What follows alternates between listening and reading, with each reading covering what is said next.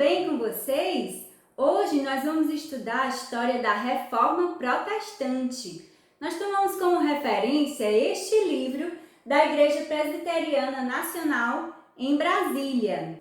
Essa é uma história permeada de lutas, dores, perseverança e conquistas que mostram a fidelidade de Deus à sua igreja.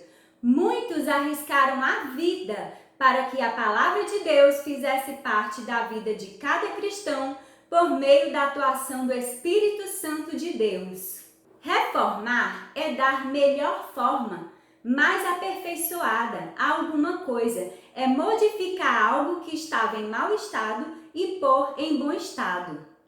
Por volta de 1500, aconteceu uma reforma na igreja, mas não é aquele tipo de reforma nas paredes, na pintura ou no piso. Foi uma reforma no comportamento da igreja, pois ela não estava mais ensinando a Bíblia, a palavra de Deus, e as pessoas estavam se afastando cada vez mais do Senhor.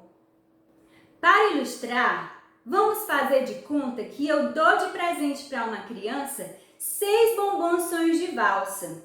Mas eu fico pensando se realmente ela merece esses bombons e pergunto para ela: alguma vez você desobedeceu os seus pais?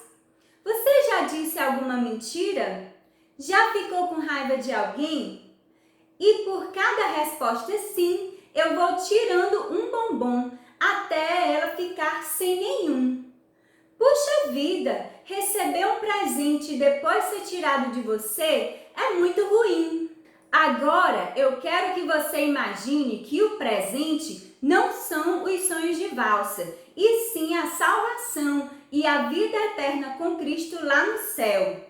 Quem merece esse presente? Ninguém. Mas, na época que aconteceu a Reforma Protestante, a igreja ensinava que as pessoas deveriam fazer coisas para merecer a salvação e o perdão dos seus pecados.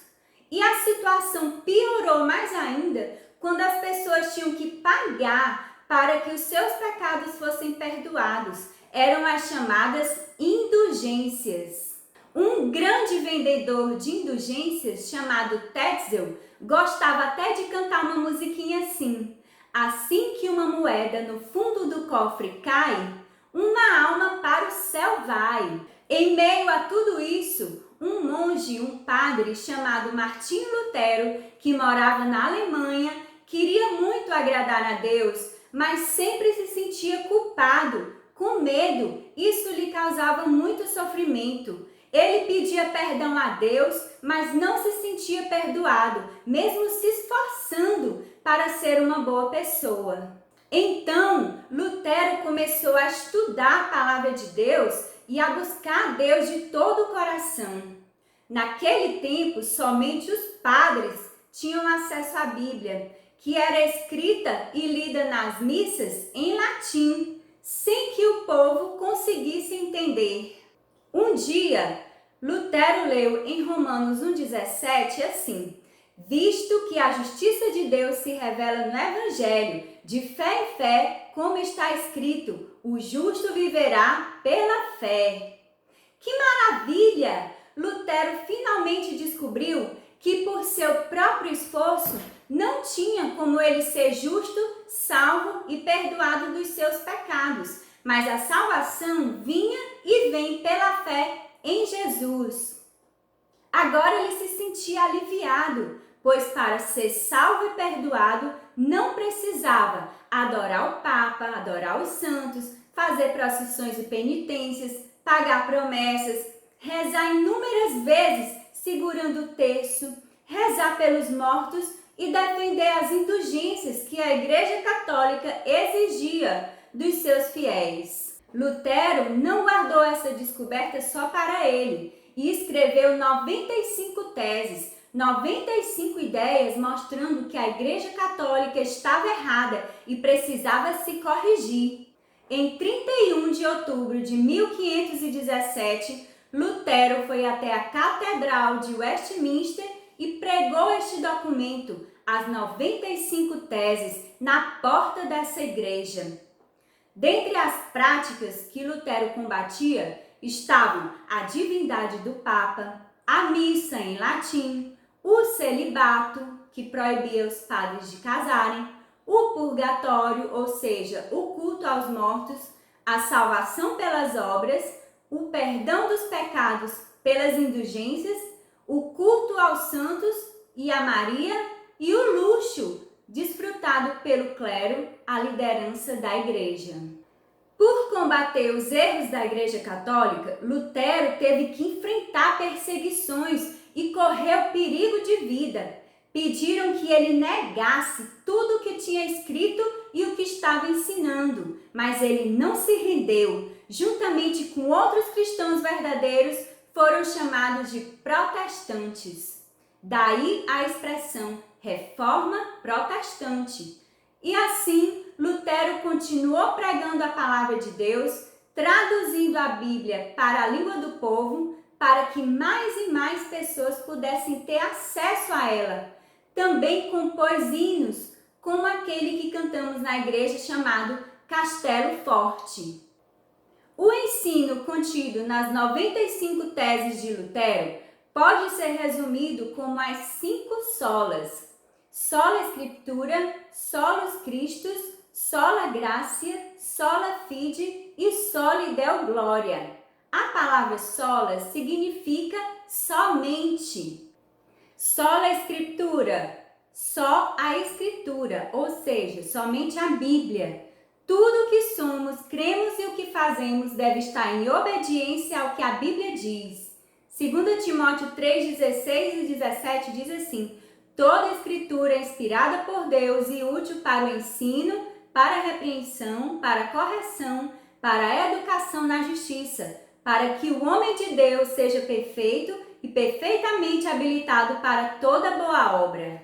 Solus Christus, somente Cristo, somente por meio de Jesus Cristo, nós somos reconciliados com Deus. 1 Timóteo 2,5 diz: porquanto há um só Deus e um só mediador entre Deus e os homens, Cristo Jesus, homem. Sola Gratia, somente a graça. A salvação ocorre somente pela graça de Deus. Graça é um favor imerecido. Não somos salvos pelo que nós fazemos, mas sim pelo sangue de Jesus que morreu na cruz e ressuscitou. Efésios 2, 8 e 9 diz: porque pela graça sois salvos mediante a fé, e isto não vem de vós, é dom de Deus, não de obras, para que ninguém se glorie. Sola Fide, somente a fé. Para ser salvo é preciso ter fé em Jesus Cristo. É Deus que nos dá fé suficiente para crermos em Jesus Cristo como nosso Salvador e Senhor. A fé é dom de Deus. Gálatas 3,11 diz: é evidente que pela lei ninguém é justificado diante de Deus, porque o justo viverá pela fé. Soli Deo Gloria, glória somente a Deus. Tudo o que fazemos é para a glória de Deus. Ele deve ter a primazia em tudo na nossa vida. 1 Coríntios 10:31 diz: portanto, quer comais, quer bebais, ou façais outra coisa qualquer, fazei tudo para a glória de Deus. Como estaríamos hoje se não tivesse acontecido a Reforma Protestante?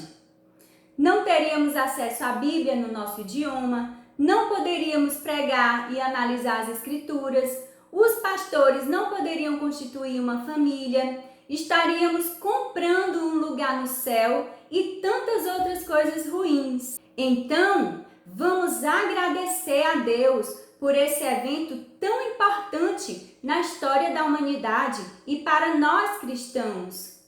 Feche seus olhos, junte suas mãos e ore junto comigo. Senhor Deus, obrigado porque o Senhor levantou homens comuns para que lutassem, para que a Tua palavra estivesse acessível a todos nós. Que possamos nos empenhar em estudar a Bíblia e torná-la conhecida. Em nome de Jesus, amém. E assim eu me despeço de todos vocês com um grande abraço, um beijo e Deus abençoe a cada um de vocês. Tchau! és a minha luz, a minha salvação, e a ti me rendo.